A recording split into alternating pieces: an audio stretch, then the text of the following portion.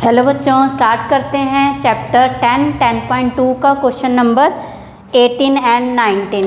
तो बेटा इसमें आपको बोला गया है in triangle A B C which of the following is not true. आपको ये ट्राइंगल ए बी सी दिया गया है, ए बी सी, ठीक है।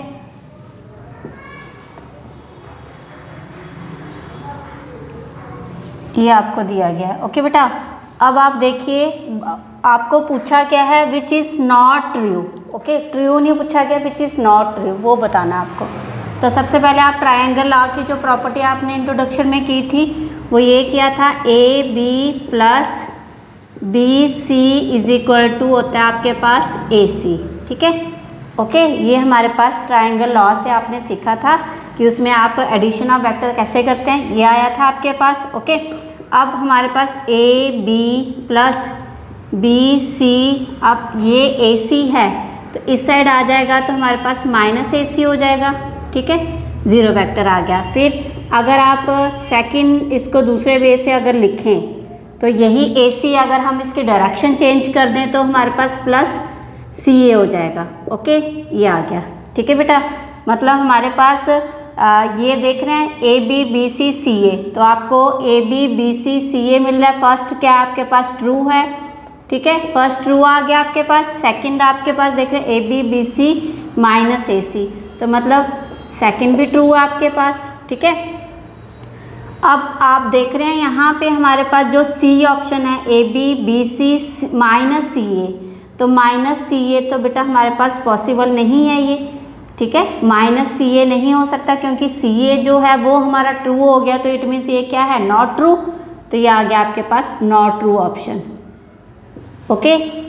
अब आपको ए बी इसने क्या किया है, सी ए, तो बी सी की जो डायरेक्शन है वो इसने चेंज कर दी है, तो ये भी आपके पास क्या है, ट्रू है। तो आपका जो करेक्ट ऑप्शन है वो है आपके पास सी, सी इज़ द करेक्ट ऑप्शन, ठीक है।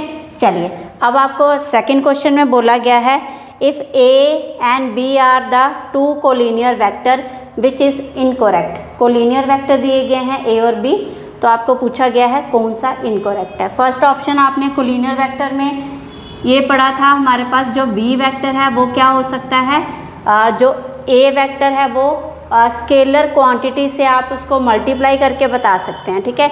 जो बी वेक्टर है वो इक्वल टू कोई भी स्केलर कंपोनेंट, मतलब 2 3 4 कुछ भी नंबर आ जाए, वो आपके पास अगर ए वेक्टर का मल्टीपल है तो वो बी वेक्टर के इक्वल आ सकता है, ठीक है। स्केलर कंपोनेंट अगर मल्टीपल में है तो वो हमारे पास क्या है, कोलिनियर है, ओके। तो इट मीन्स ये आपके पास क्या है, ये ट्रू है आपके पास, ओके। कोलिनियर वेक्टर में ये आपने क्वेश्चन भी किया था। चलिए अब आपके पास बी ऑप्शन दिया गया है, ए और बी, ए और बी, बी जो वेक्टर है आपके पास उसका मैग्नीट्यूड +1 भी है -1 भी है। अगर हमारे पास ए और बी दो वेक्टर हैं तो यहाँ पे +1 बी वेक्टर एक हो गया, -1 बी वेक्टर दो हो गए, तो हमारे पास तो 2 given vector A and B दिया गया है, ठीक है। तो ये वाला ऑप्शन जो है हमारे पास ये क्या हो जाएगा, नॉट ट्रू, ठीक है। क्या हो जाएगा, ये नॉट ट्रू, क्योंकि कोलिनियर वेक्टर आपको बोला गया है जहाँ तो उसका मैग्नीट्यूड 1 होगा, ठीक है, 1 होगा। अगर एक इसने बोला है स्केलर कंपोनेंट इसका 1 है तो दो दो कैसे आ सकते हैं, +1 भी आ जाएगा, -1 भी, कैसे वो पॉसिबल है कि एक ही वेक्टर के हमारे पास दो दो मैग्नीट्यूड आ रहे हैं। It is not true. The respective component of A and B are not proportional. A और बी के जो रिस्पेक्टिव कंपोनेंट हैं वो प्रोपोर्शनल नहीं है, ये भी पॉसिबल नहीं है। क्यों, आपने अभी देखा हमारे पास जो बी वेक्टर है वो किसके इक्वल है, स्केलर कंपोनेंट मल्टीप्लाई हो रहा है ए वेक्टर का।